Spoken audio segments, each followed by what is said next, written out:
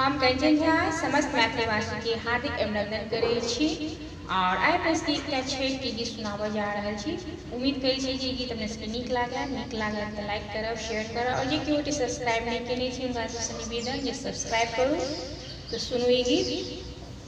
आठही काठ के कोठरिया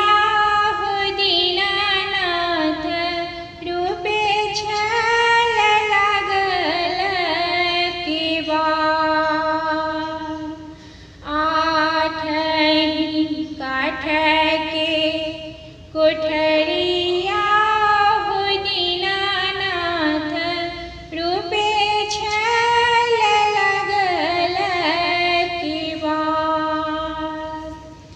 ताहि ऊपर चढ़ी सुतले हो दीनानाथ बाझिन के बड़वा देनी ठान।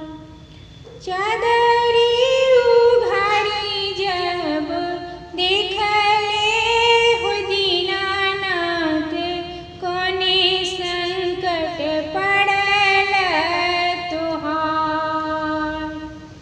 पुत्र संकट पड़ल मोर हो दीनानाथ ओहिले के बड़वा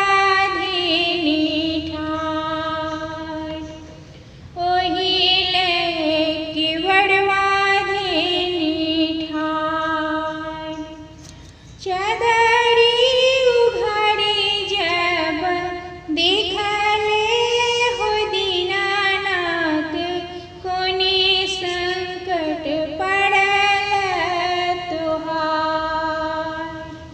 कोने संकट पड़ल तुहार। नैना संकट पड़ल मोर हो दीनानाथ ओहिले के बड़वा देनी ठान। ओहिले के बड़वा देनी ठान।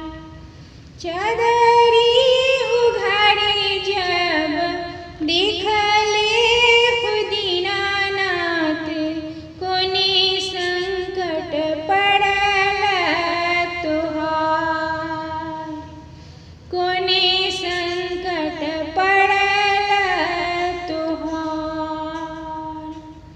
काया संकट पड़ल मोर हो दीनानाथ ओहिले की बड़वा देनी ठार।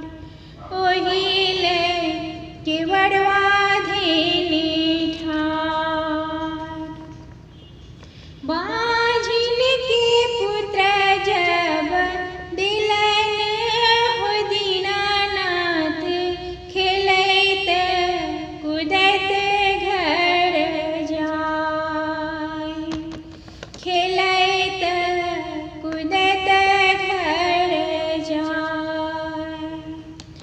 अनरा की आँखि देल कोरिया के काया देल हँसैत बुलैत घर जाय।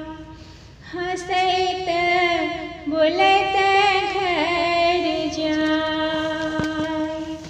हँसैत बुलैत